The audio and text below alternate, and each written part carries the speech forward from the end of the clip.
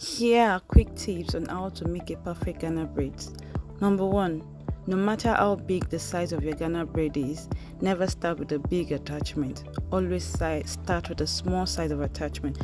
Considering the size of your Ghana braid, what is small for the size of the braid you want to use. So always make sure the tip of your Ghana braid, the beginning of your Ghana braid, is tiny to give you a pencil mouth. 2.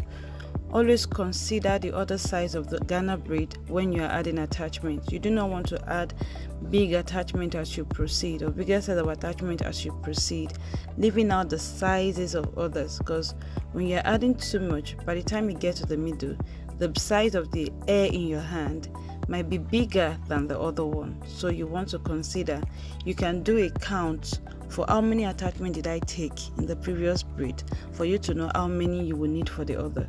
Although as the length of your attached braid is longer, you might have to take more, but you need to reduce the size so that by the end of your weave it will not be bigger than the previous Ghana braid you've done. Hope you understand that grammar.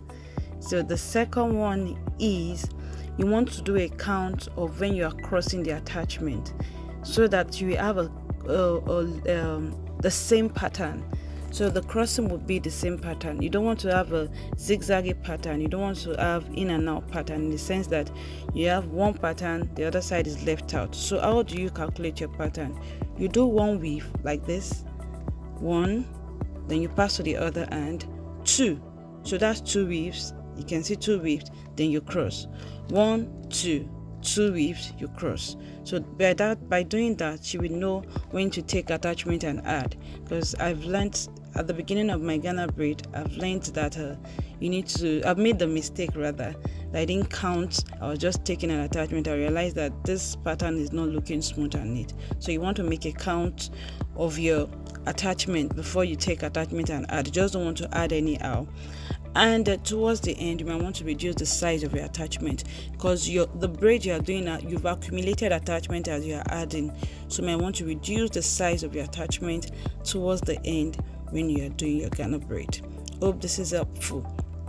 Also, which other tip? Also, when you're doing a Ghana braid, you want to make sure you do not do Ghana braid throughout the end. You want to stop at some point, because it's going to be way bigger when you do it all through, when you're taking attachment all through. Along the line, if it seems as if the attachment is not enough towards the side, towards the tip rather, you can get an attachment and do a feeding. Now, feeding helps. It does not cross attachment. That's the difference between feeding and Ghana braid. Although you take the attachment the same way, the only thing is the attachment doesn't cross ahead the weave, doesn't cross ahead the braid you've done. I hope this is helpful for you whenever you want to make your Ghana braid. Do your count one, and be considered other braids. I hope what I said is helpful. So that is it on the tip of how to make your Ghana braids.